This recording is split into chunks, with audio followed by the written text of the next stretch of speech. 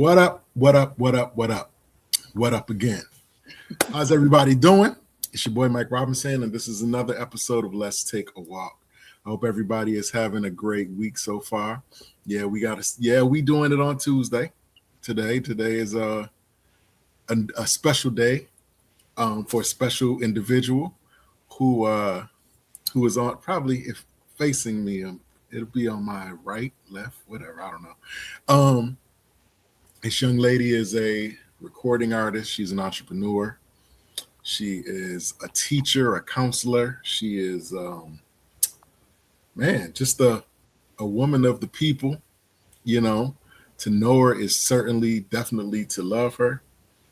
She is a sister of mine, a friend of mine, and I'm sure many of you recognize her.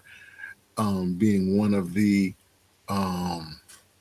forerunners of the neo soul gospel scene.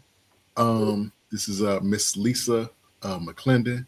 For those of you who may not be familiar with Miss McClendon and her movement, I'm gonna give her a moment to kind of reintroduce herself and just give a little background of who she is and some of the things that she currently has going on. I don't want to let the cat out of the bag. I'll let her do that. So with that being said, Miss Lisa, you have the floor. I feel like Jay-Z, allow me to reintroduce myself. Hey everybody, I'm Lisa McClendon, recording artist, arts and health practitioner, mother, sister, friend. And I'm just excited to be here and talk about this new documentary that we are, that even my brother, Mike Robinson, is a part of, The Other Side of the Spotlight. So thank you for having me and thank you all for being here. Yes, ma'am. So let's just jump right in.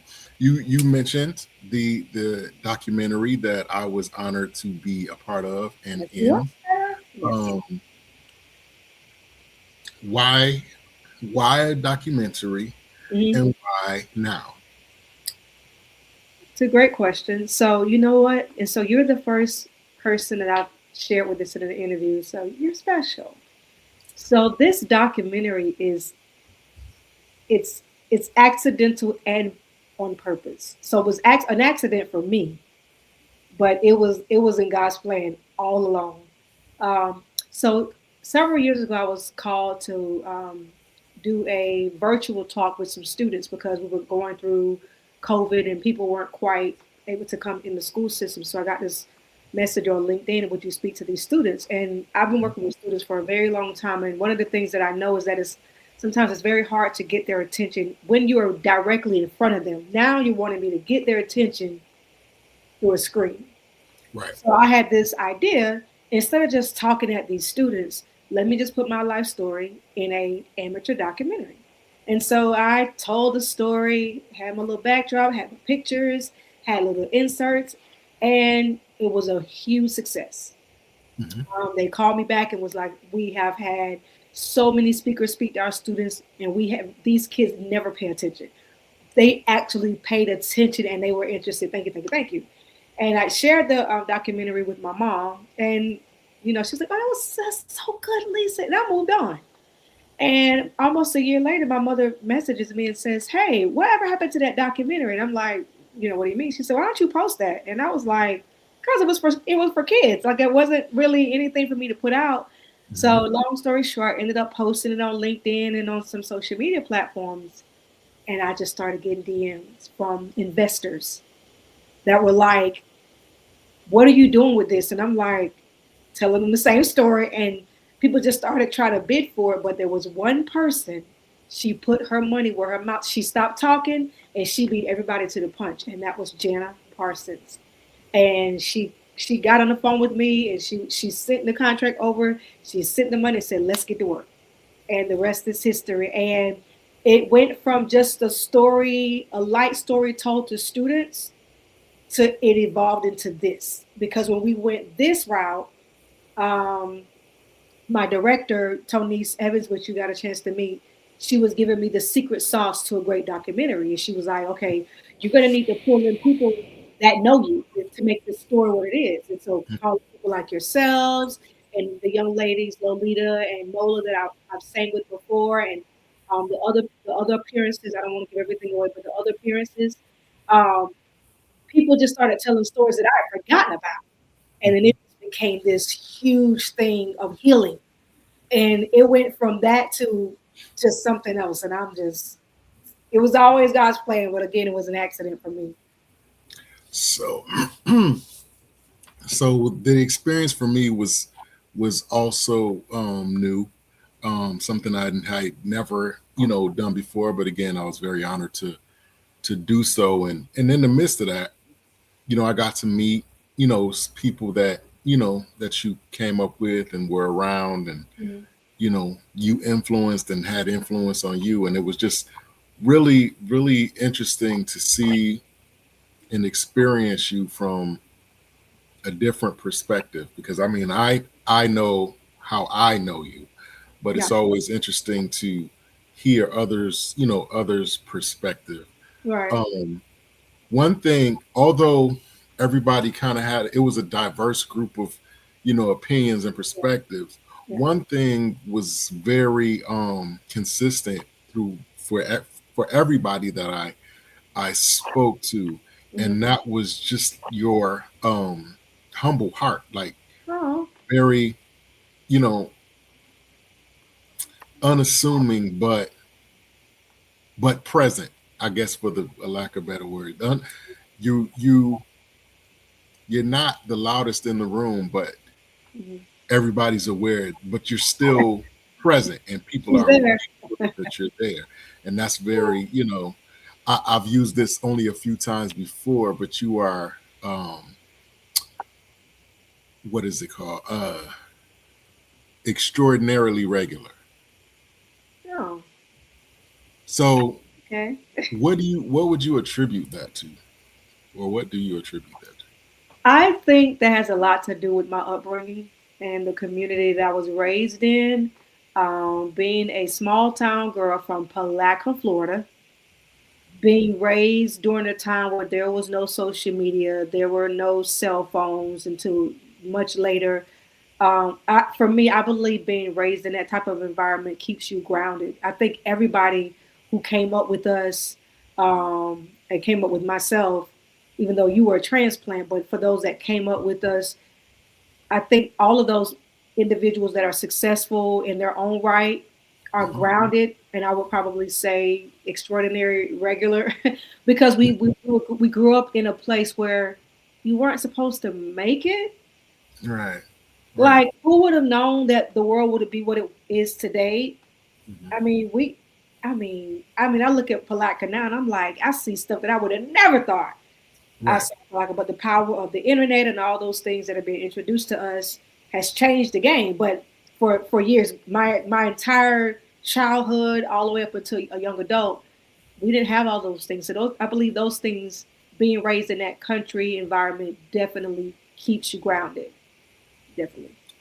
Absolutely. Um, again, the experience for me was very unique and very inspiring. But you kind of touched on it in your previous introduction. Hmm. You got a chance to touch bases with people from your experience and your Yeah. past and things, and some healing was done. Yes. You feel like, had this documentary never been a thing, do you think that you would have ever had the opportunity to get this healing done otherwise? Like, was this do you think it would have ever happened had it not been for that? Maybe not for the things that, well, maybe not for one of the things that we discussed in the video, I mean, the documentary, because there are other stories that people haven't seen yet because the trailer only shows one story, but I don't even know if you know because you did your part and then you flew out. But Hmm. there are other stories within this documentary that are not in the trailer that you have to see the documentary. So I will say this, maybe for the story that we do talk about in the trailer, perhaps maybe not that, because I hadn't even thought about that. Mm-hmm. When we brought Mola and Lolita into the story, it opened up things that I had buried. And Mm-hmm. it was so, whew, give me chills. It was so crazy because when we were telling that story about the things that we went through as 3-in-1, when I got to tell my part of the story on set, I broke down. And you see a little bit of it in the trailer, but they kind of edited that. No, I broke down. It was so, I could not get myself together. And it was so weird because I was like, where are these tears coming from? Like, I Mm-hmm. haven't, and I think I said it. I was like, I haven't talked about this in years. I haven't, it's been years. Right. And it just lets you know that you cannot deal with something or even remember something, and that pain can be lying dormant. Right. That Right. pain can be lying dormant. And I didn't realize that that pain was lying dormant until we talked about it. And when I talked about it, it's like that thing gripped me in my throat. And I was just like, oh my God, I would never have known that I wasn't really over that. Like, and then it made so much sense about the way my life went from that point on. I'm like, like so, yeah. So there are a lot of things that I have healed from, but we all have, most of us have several different scars from different stories. I have scars on my legs from different things as a kid, playing, accidents, and then certain scars heal. And so there have been a lot of scars in my life that have healed. But because of this documentary, I have been able to heal other scars that I didn't know needed healing. And it's kind of a testament to the actual power of the mind. Like Yes. you can convince yourself of virtually anything. Mm-hmm. Like I saw a video this morning. I watched this. I watch ESPN in the mornings on First Take, Mm-hmm. and this guy, they showed this guy. He climbed a 150 floor uh, high rise building with no rope, no net, no nothing. He climbed it all the way to the top, and I was thinking to myself, like, man, your mind has to be like, I wonder, did he ever look down? You know what I'm saying? Like, did he ever think about falling? Did he ever, you know what I'm saying? And I Mm-hmm. think, like to your point, the documentary kind of is a testament to the fact that of how powerful our minds can be when we set out to do something or not do something, Or you not know, do or something. to think of something or not to think of something. Yes, absolutely. Um, how was it for you? Like peeling back those layers. Sometimes painful, sometimes shameful, sometimes anger. You know what I mean? Like, did you feel yourself going through a gambit of emotions during this time? Like yeah, like you said, there were things that you hadn't thought of, but how had it affected you, or how has it affected you?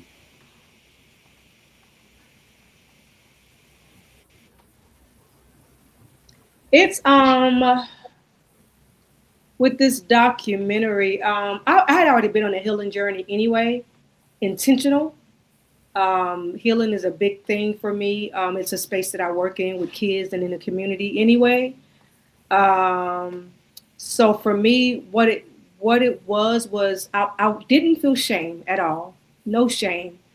I think, and it might sound weird, but I think I felt proud because I Mm, remember saying to myself at one point, "Girl, you done been through some stuff that you forgot about, and you survived." Like, and I literally said this out loud. There are people that have gone through what you've gone through and even less intense, and have taken their life. mhm. And I'm gonna post this soon. But the other night I was even just going through the documentary and just looking at it just as we getting ready for the tour, and I started tearing up, and I I was just thanking God. I was just like, God, thank you for getting me through that. Like, I got through that. I Mhm. got through that. I'm so proud of myself that I got through that. Um, so I think the greatest thing I feel and have felt is pride. Like, I'm proud of myself that I was determined to fight for me. You know, sometimes people will fight for us, but we won't fight for ourselves. Mm. And I fought for me. And and I keep fighting for me. I keep fighting for me. And I'm just that's what I want people to take away from this documentary. That is one thing I want people to take away. Fight for yourself. Fight for your story. Fight for your justice. Fight to be heard. Do not allow people to silence your pain. Do not allow people to silence your experience. Your experience is your experience. I've been dealing with something recently where I feel like people want me to just be quiet about the way I've been treated, and I'm like, you don't get to tell me to be silent. Right. You know, we're seeing this now in different parts of our world where people are being, you know, intimidated to be silent so bad behavior can be excused. And it's time for us to stop excusing bad behavior and asking victims to be silent. It's not fair. Wow. So do you find yourself having, do you find yourself forgiving, like feeling a sense of having to forgive, not just others but yourself? I don't feel like I need to forgive myself because I don't see where I did anything wrong. Well, I not don't. necessarily, not necessarily that you did anything wrong, but Okay. the fact that sometimes people feel like it's they're responsible for others' decisions in regards to them. Like, oh, I shouldn't, I could have I could have stopped this from happening, but I let it happen. No, no, Or, you know, okay. no. Not no. There's one particular story that is in the documentary. Absolutely not. Was never. I had no control. Then the other story that is in the trailer, I had absolutely no control over. I was young. I didn't know. These were adults. You know, the adults should have known better, and they did know better, and they didn't do better. So no, there's nothing to for me to forgive myself there. Mhm. There is one story that's closer to the end. I don't think I wouldn't say forgive myself, and I think only because I learned this in therapy. Well, it wasn't a therapy session; it was one of my coaches at the time. She said you could only do what you know to do when you do what you do. Mhm. Like you didn't have the tools to do anything different. So Right. instead of forgiving myself, what I have learned is to give myself grace. So when I reflect on things like that, I'm like, no, no, no, no, no. Give yourself grace because you didn't know. So I can't forgive myself for something I didn't know, but I can give myself grace because I just didn't know.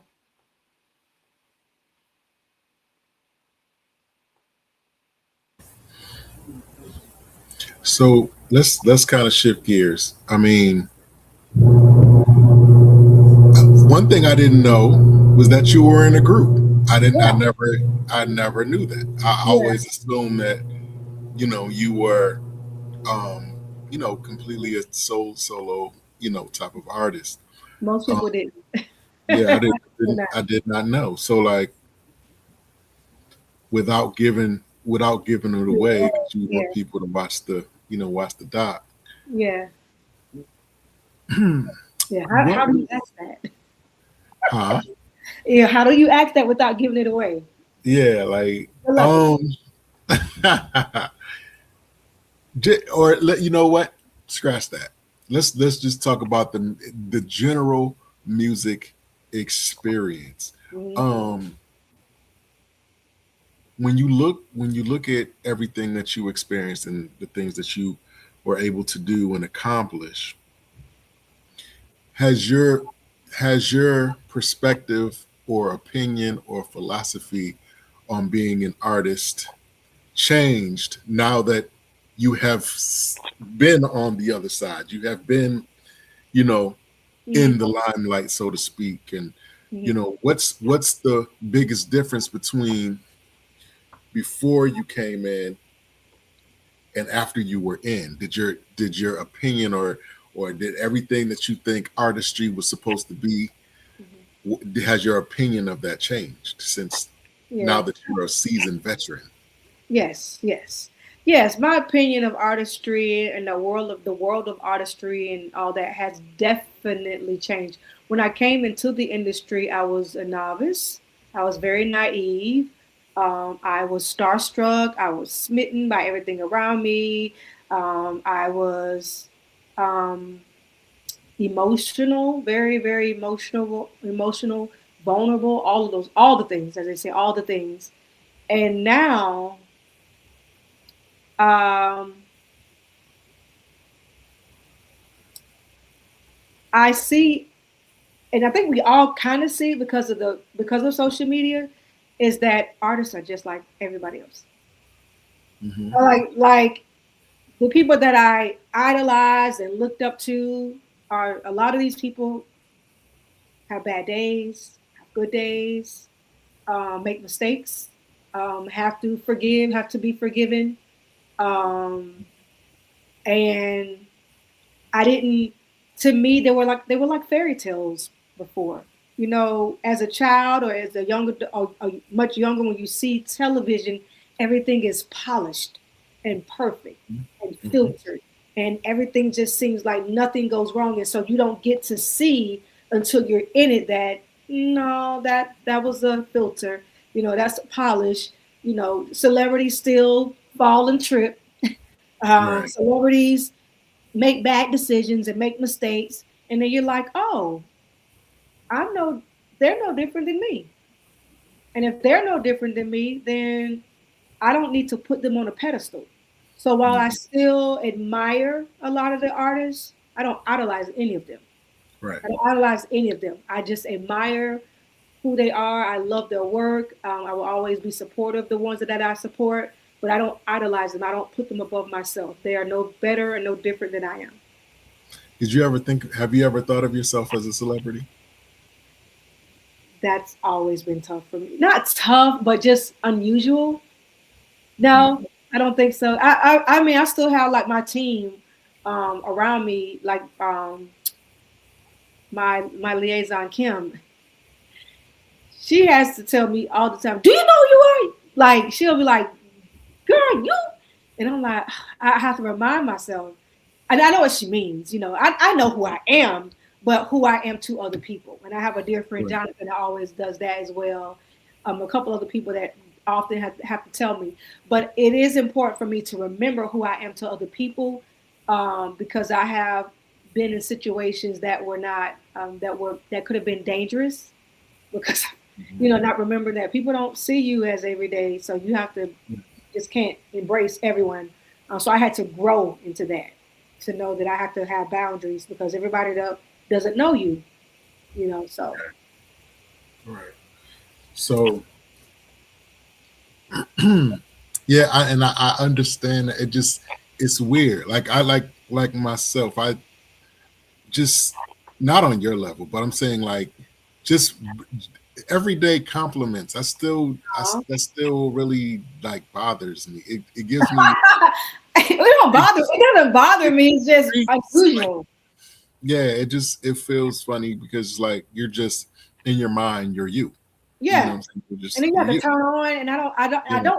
I don't like that because you Right. are just you, but people want you to be what they have created in their minds.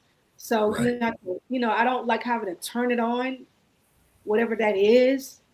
I don't like that. I don't like that. And I don't like that because then it leaves you to judge me based on your perception. You know, Right. you just saw me sing "You Are Holy," but I get frustrated. I get annoyed. Yeah. Um, it's just what it is. So yeah. So you were able to and overall just the documentary is something that it's kind of a lost art. You don't really see it Mm. as much anymore. And being an artist, that's kind of the things that I love to watch concert videos, and I love to like Ah, see behind the scenes stuff, and mhm. like certain stuff. Like I watched the commission Wow. DVD over and over and over and over and over again. You know what I'm saying? I watched that over and over again. I Wow. even watched the Jay-Z Fade to Black over and over and over and over again. Wow. Not necessarily because, I mean, of course, the music or whatever, but just the process The is still realistic. so Yeah. interesting to Yeah. me, the The creative process. story. The story Right, behind the performance, the right. production. And Yeah. it's Sure. kind of like I said, it's kind of a lost art. Um, and I feel like it just makes me kind of like respect you more because Oh, thank you. you've always been willing to go off the beaten path, if for lack Mm, of a better word. So mm. going forward, like who's supposed to be watching this documentary? That's a great Who is question. this for? That's a great question. I definitely am looking forward to having some impact on the conversation in the church. Just because that's my world. That's what I was raised up in. That's where I feel like my story, no, that is where my story started. And a large portion of this story, if not all of it, is deeply rooted in the church. And my hopes is that the church community will turn a light on for those that haven't quite gotten that light on yet about some of the conversations that need to be had. Mm-hmm. Like it is. I recently saw this gentleman. I can't remember his name. I had never seen him before on IG, and he was telling a story of a young woman who was being taken advantage of by the pastor in their church, and he was I guess the pastor was in his 30s, and how he was just going through all the whole story about how they tried to vote him out, and Mm-hmm. I guess the young girl is feeling like it's her fault, and he was affirming her while he was just kind of bringing rebuke and calling this guy out, and you could just see the comments, and people were like, thank you for speaking up. And while I applaud that, the disappointing thing is that it's not the norm to speak up. Mm-hmm. It's not the norm to speak up when a young woman or a young man is being abused in the church, and it's not normal to speak up. Like people have to say, "Thank you for saying something." Why aren't we all saying something? Right, Why is that normal? And right. it is normal, and not just in the church. I mean, just in the community. You see what's happening in our world. You know, we have victims, and their voices have been heard, but nothing is being done on their behalf. And so, definitely the church family. I would love for that audience to be that's definitely a big audience that I would like to have. And then anyone who's ever been abused, and anyone who puts celebrities on a pedestal, and then anybody who's ever been in the limelight like me, and now you're in a transition and you don't know what to do. I think this will touch all of those because that's all my story. Being Mm-hmm. in the limelight and then pivoting and then trying to figure out who the heck am I. Um, Putting celebrities on a pedestal, that was me. Being abused in the church setting, that was me. Being abused, period, that was me. So I think all of those people that can identify with one of those stories need to see this documentary. Have you been able for everything that you've been able to that you've experienced? You know, the abuse and everything that you've been able to experience. Do you feel like you've mastered the art of being able to channel it as opposed to being a uh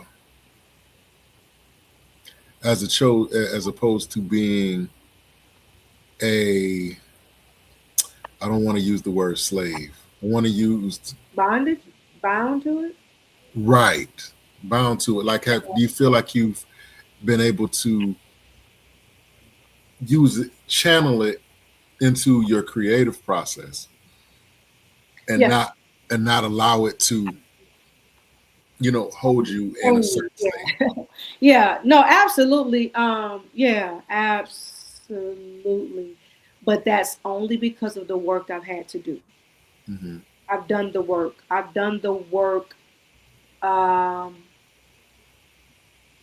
Therapy, um, self care. And I'm not talking about a buzzword. Like I Mm-hmm. feel like mental health and therapy and self care, if you're not careful, they just become the new trendy word to say. But Right. those things are it's work. When I think therapy, I think work. When I think self care, I think work. When I and I'm talking about down to um, being in the bed by a certain time, like the importance of me getting a good night's sleep for my mental health, the importance of me eating healthy, like things that we pull up and we eat any kind of way and we don't think like it really affects us mentally and not me being able to take hold of my wellness has been important to me being able to answer your question with a yes, emphatically yes. Way before this documentary happened, yes. But that's because I've already been doing the work to take care of myself. So as these things are coming up, I've already developed self-awareness. I think that's one of my strengths is self-awareness. I can get up and start walking and I can tell when something's wrong. I can tell when I'm off and I'll stop and I'll sit and try to figure out why am I feeling off, what's going on, because I'm very connected to who I am and I know me. And then I don't just ignore me anymore like I used to. Sometimes we'll feel stuff in our bodies and we'll just keep going on, or I don't keep going on. I slow down, I check in because I deserve it. And then the people that love me and the kids that I serve, they deserve the best of me. So I have to do the work so I can get the best of me and I can give the best of me. That's an amazing answer. Were you doing therapy during the whole building of the doc? Were you Oh, in yeah, therapy at that point? I've been in therapy for the last almost 10 years. So was that how important was that? Was Did that play a part in how you curated, the whole process? Like the way that you were undergoing therapy, did that dictate how you were able to, okay, put this piece here, put that piece there? I need this person, and that person. This is the story that you know what I mean? Like how. Oh, I don't know. I'm not sure. It just felt right. Like I left the placement of the stories in the hands of the production team, the post production team. Shout out to our editor Will Thomas. Amazing. And as he would send me the edits, I could just feel what needed to be changed. Mhm. Um, did therapy have a lot to play? Perhaps in the sense of one of the things that I have been able to grasp in therapy is perspective. Mhm. Like and the best way I can describe that is, for the most part, now I have the ability to soar over a situation and see it from a bird's eye view and make a better decision about things, Mhm. and then come down and make a decision. And I didn't have that tool prior to therapy. So having that tool, that bird's eye view, great example. There was some great example. There were some edits he gave me, and I would say take it out because I knew that part of the story didn't need to be told because it would hurt someone, Hmm. or it would hurt. It would hurt someone, it would, or it would hurt the story. I was like, that's not necessary because I didn't. And what I mean by that is people are like, what does she mean by that? I did not want to sound like a victim. Mhm. The story already, until you hear the whole story, it's like, oh my God, that happened to them. But there were some things I'm like, no, because that sounds like wine. That sounds like, I take that out, take that out. And he was like, okay, got it. And so having that bird's eye view allowed me to see, how do I want this story to play out? Am I a victim, or am I a person who had I like to say, a scratch on the record, and I became the DJ of my own life? And I just incorporated that scratch into my story. I didn't want to skip in my life. I didn't want to be the scratch where the record is playing and it skips and it Mhm. skips. I wanted to be the DJ where I incorporated the skits. So I made sure that that's how the documentary flowed out. So being transparent and so vulnerable in certain spaces. Um, well, you kind of touched on it a second ago, where you were like, there were certain things that you were like, take this out, take that out, because it was heavy and you didn't want to really, hurt anyone, or do anything that would kind of derail what you were trying to do. Yeah. Um, Mentally, like, do you feel? Take me to the moment, the moment that you knew that the doc was completely done. What was that moment? What was the first thing that you felt in that moment when the doc was just exactly how you wanted to do it? The I minute felt that I felt like Will Thomas is gonna beat me up because I am a bit of a perfectionist and I kept changing, and then finally Will text me and he was like, in so many words, look, girl, we done. I'm not editing nothing. Like literally, that's how it went. That or I would have kept. We wouldn't have been probably sitting here today. He literally messaged me and was like, "Hey," and Will is a very cool, laid back. At least when working with me, laid back, not really emotional kind of guy that I've ever seen.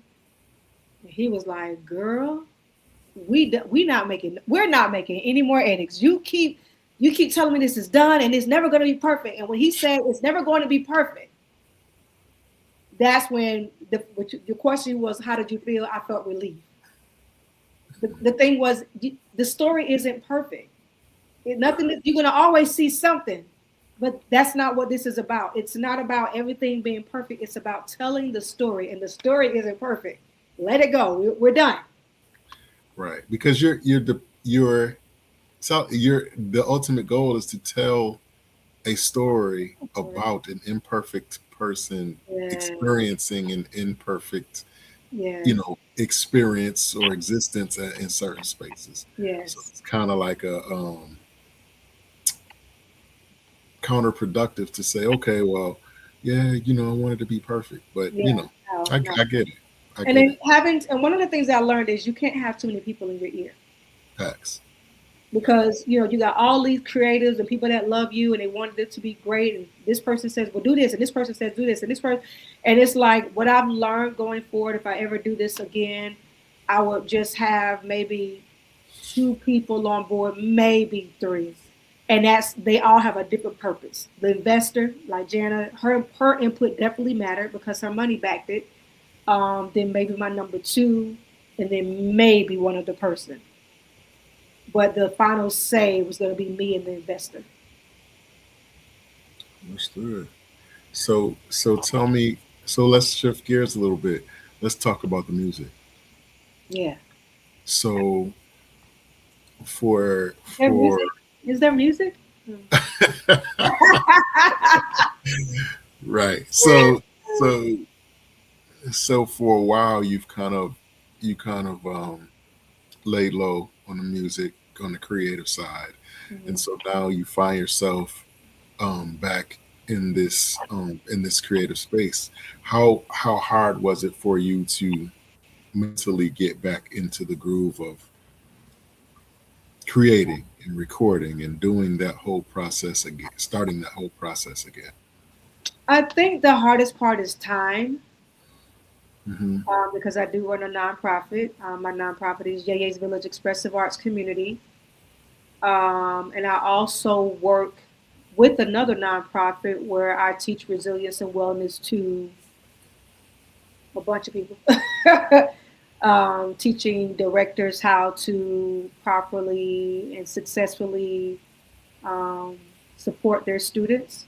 So for me, when your time is limited because you're stretched, it can weigh heavily on the creative process.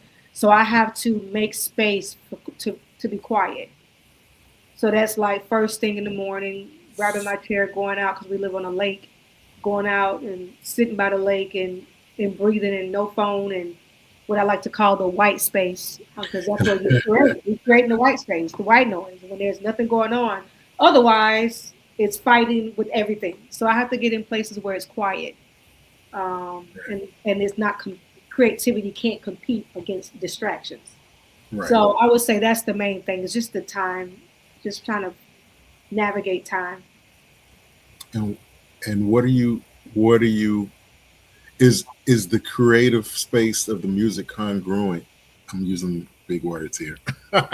um is the mode of the music that you're creating, is it congruent with what you've been able to express within the documentary? Yes, Do you find that it's parallel, or yes, is it totally yes, and yeah. and I was concerned about that at first, but then it's as the documentary was coming up to life, the song started coming out. Even today, another song came up. I was like, "Ooh, let's go!" So yeah, the songs are definitely aligned with the documentary. And again, the documentary is not all darkness. I mean, Mhm. the trailer shows definitely a dark side, and there are more dark sides in the trailer. But there are some light moments. There is the funny, getting the opportunity to know me in a light that you may not know because you're not family or you're not a close friend like you are. So there are definitely light moments, and we definitely wanted to make sure we highlighted the light moments because that's a part of my story too. Right. You know. Mhm. Mhm. Yeah. So do you and these are this is going to be like overall industry type questions. Um, with everything that we're seeing here currently with AI and that whole and that whole thing, just trying to get a grasp on that. Um, has that affected you creatively in this from a standpoint of like, do you ever think about, I guess what I'm asking is, do you think about what people like, or do you just are you just the type of person that just creates and what it is what it is? Do you ever give concern to like what's trending at that time, or what you think people might want to hear? You know what I'm saying? A certain sound or a certain rhythm or a certain style. Like, is that ever does that ever concern you at any point in the process? It's usually not a part, not in the process. Hmm. Definitely not in the process. Usually an afterthought after I've written the song, because I'm a person when I hear the music, words come immediately. Like they it always happens that way. Usually, for the most part, words come immediately, and I have to start recording immediately. And then when I'm done, I may go, "How's this gonna go over?" You know, is this So I may have that conversation. But something I learned, I want to say, J. Cole said it. Hmm. He was just talking about how you have to just create art and don't worry about what people think, because one person may think this is amazing. The next person may think it's trash. And the next person, and I've had that. I've literally taken a song and I've worked with several people, and I'll send it to all of them, and they'll all say something different, which Hmm. tells me just do what you want to do, because these are all great people and they all hear something different. Like I had someone tell me, somebody I respect highly, tell me not to release the song Perfect. Hmm. And when the song dropped, there was so many people that were like, "Oh my God, that I needed this song. I needed that song. I needed that song." But for them, it wasn't for them. So I always say, art is subjective. You brought up an interesting point just right this second.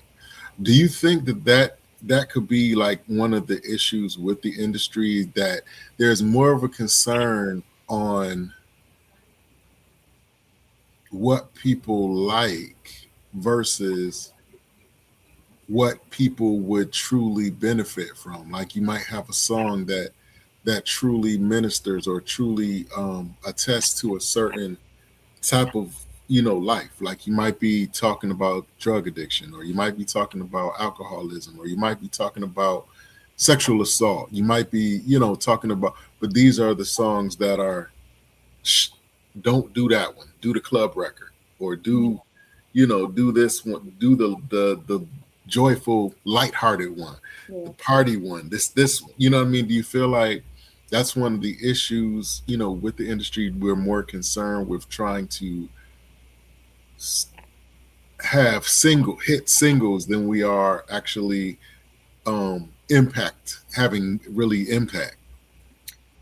So there's two things to that. You guys you have to understand industry is about making your money back. Mm-hmm. So if impact doesn't make money, industry doesn't care about impact. It's a business. Right. You know what I'm saying? It's a business.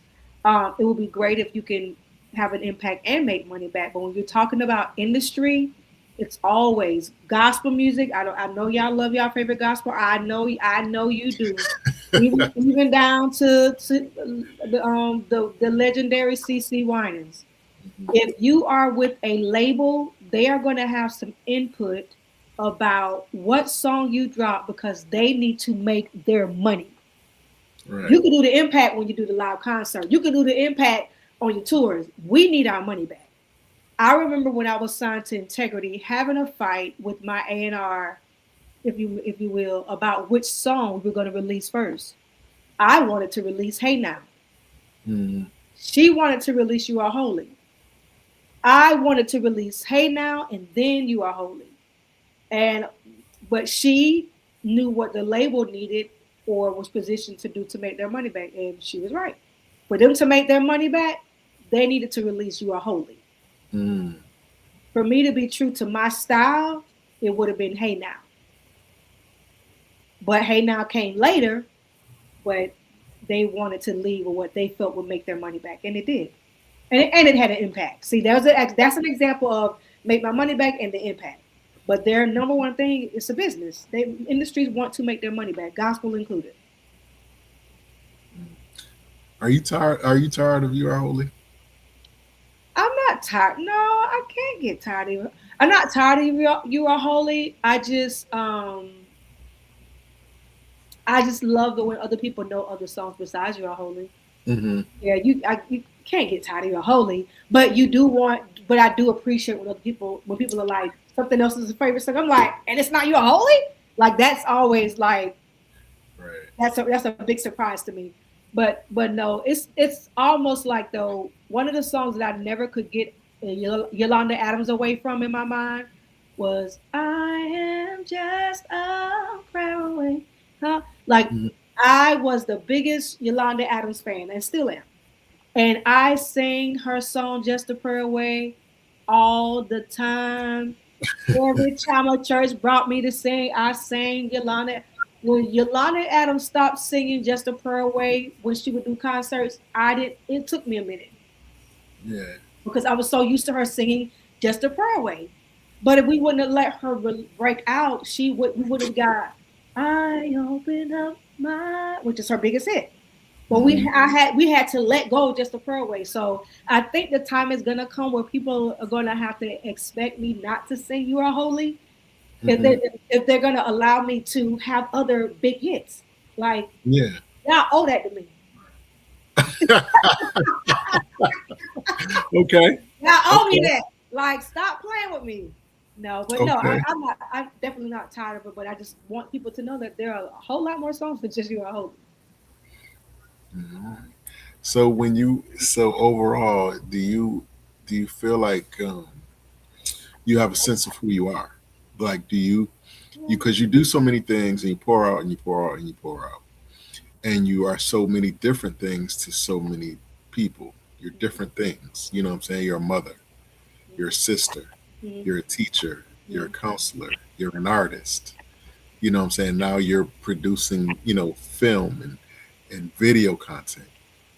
Like, is it a challenge for you sometimes to kind of bring it all in and look in the mirror and say, okay, I am this, or I am, you like, who do you brought got a handle on, you know, who you are?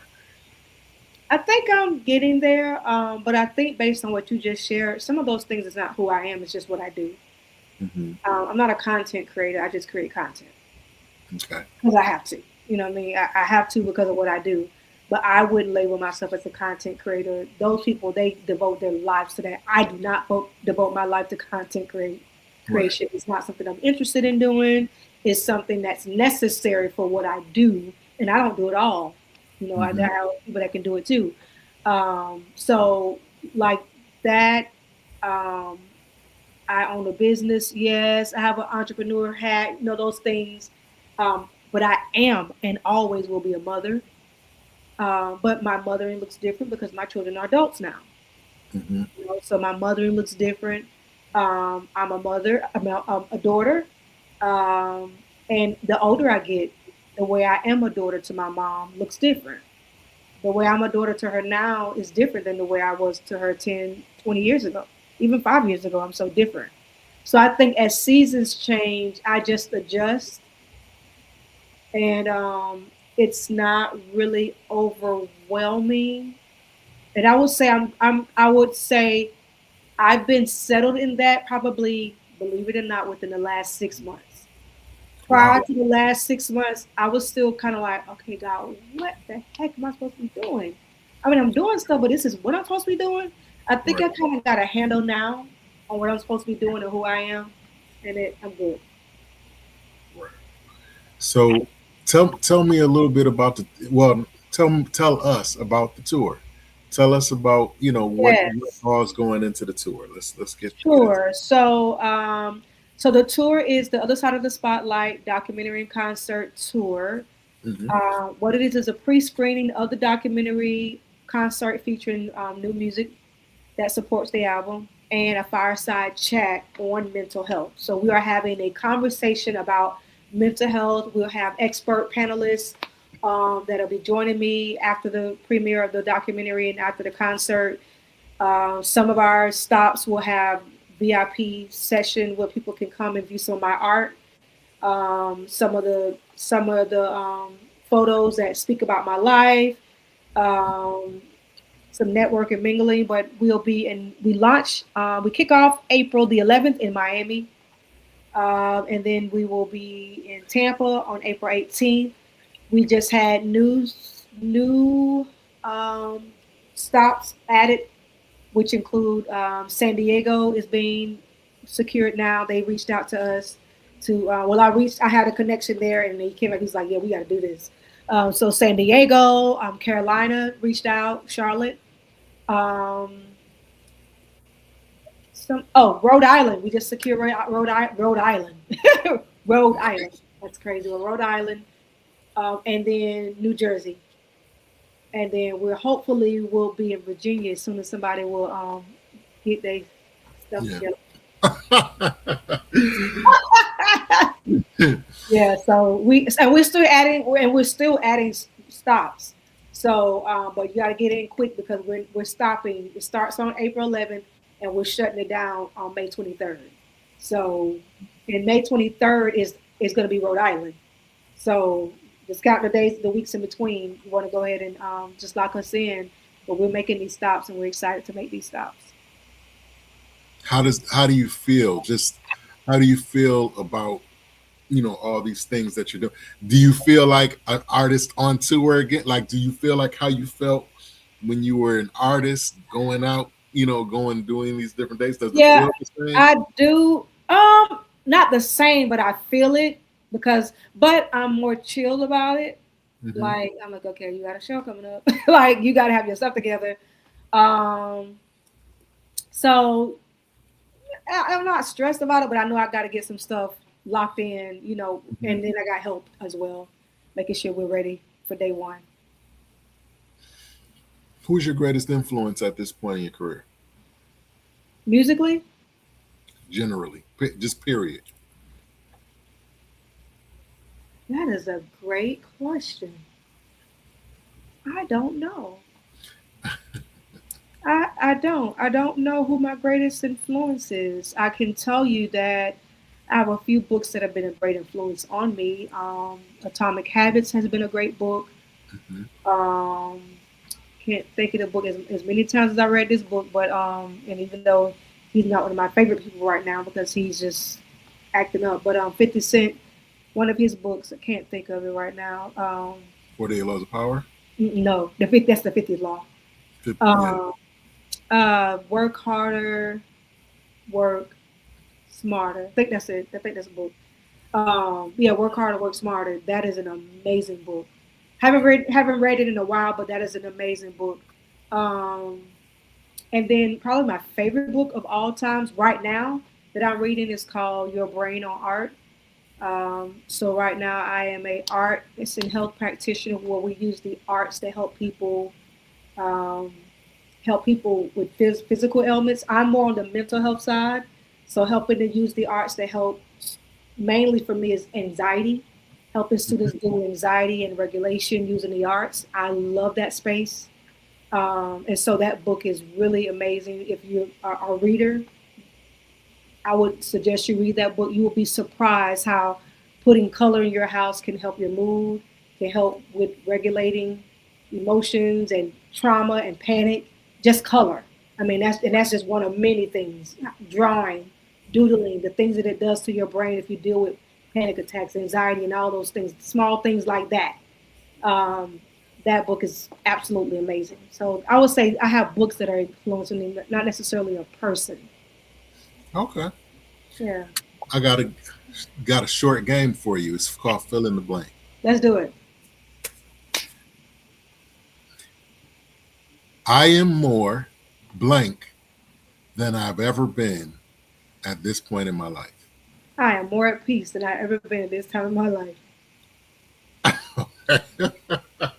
Oh my God. Oh my God. Like for real. Like it is, I have insane peace. Like insane.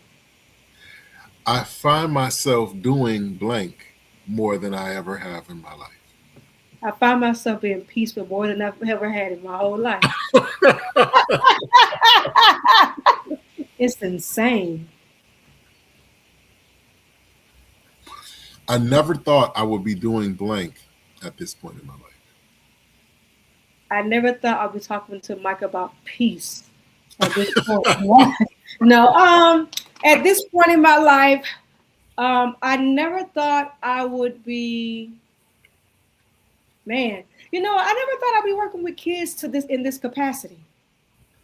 I've been called a lot in my career to come sing to students and kids, and I hate that. I'm like, I want to be, of course I've been in the service with adults, but I'll be like, why do why do people why would you bring me to the kids? Because kids are probably the most precious commodity we have.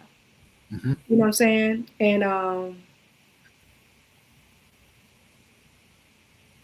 And it's just I'm honored that I get to be trusted with this generation, and I love it. I didn't appreciate it before because I felt like it was a slap in the face because of maturity, and now I Hmm. know better, and I'm just like, wow, God, thank you that you trust me, you know, with these babies, and I just never thought in a million years that I would be doing it to this in this capacity, and that I would love it, and I absolutely love it.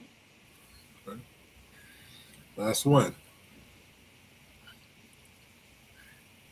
People would be surprised to know blank about me. Ooh, because I'm usually pretty transparent. No, people would be surprised to know. Dang, that's I. You know what? Well, I don't know if they'll be surprised, but I love to binge watch documentaries. So You this love is to a binge big watch? documentaries. So this is Oh, a thing documentary. for me. You Yeah. know what people be surprised to know that I am. Oh, that okay. That I two things. I love history, particularly Black history. Like I love Mhm. just watching history about just the Black experience, and that I love that I love reading. It sounds so weird, but I love it. I love reading research studies, like research papers. I will literally find a study, and I would just read all the statistics. I will read the findings. I will read the results. I will read about I love understanding. You said it earlier. I love understanding the why behind things. Right. And Hmm. so for me, just being in this space, I love knowing the science behind why, how and why things work. So I'll sit and read a neuroscience study and just read it like it's a book, just so I can get the backstory as to why our brains work the way. Why do people do the things they do? I love that kind of stuff. I think that would be surprised people to know that about me. Okay. I have two final questions. Um, if you could have it your way Mm. tomorrow, Oh my right, God. what would this whole what would the Lisa McClendon experience, the other side of the spotlight, I mean, in its totality, the music, the doc, the mental health stuff, in its totality. If you could have it your way tomorrow, what would it be at its peak? And I'm talking like, impact. Where would it, maybe locations? Where would it be? Like, would it could it morph? Would you want it to morph into something else? Like, Yeah. what would it be? What would it be at its peak if you could have it your way? At its peak would be getting endorsements and sponsorships from major mental health organizations, organizations that deal with students, being able to speak at, I can see myself speaking at major colleges like Howard University, Spelman, shoot, bring me to Yale, bring me to Princeton. Come on. But I can see myself speaking in on huge stages. Come on, Oprah, give me a call. Um, Tamron Hall, give me a call. Just being able to be on, because I know my worth.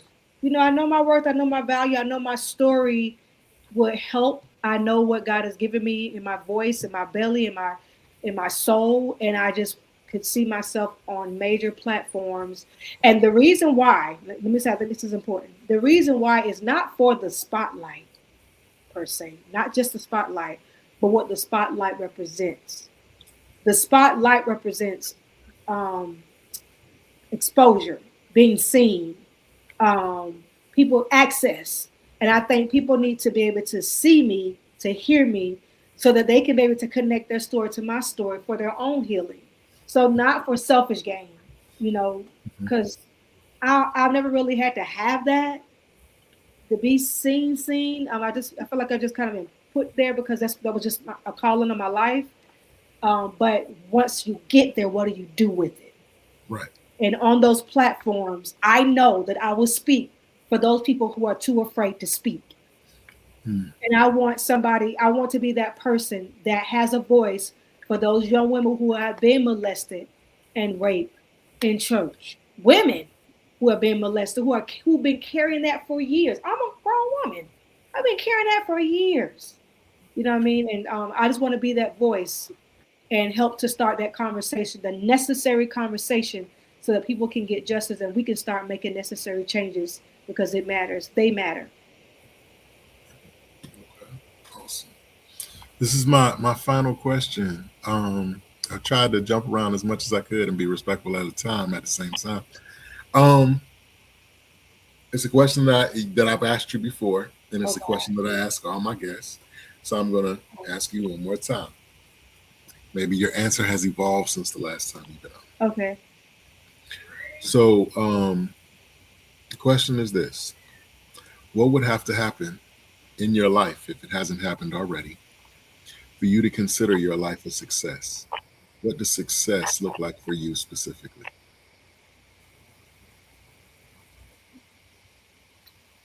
Success. Do I have to answer all that or just answer the last one?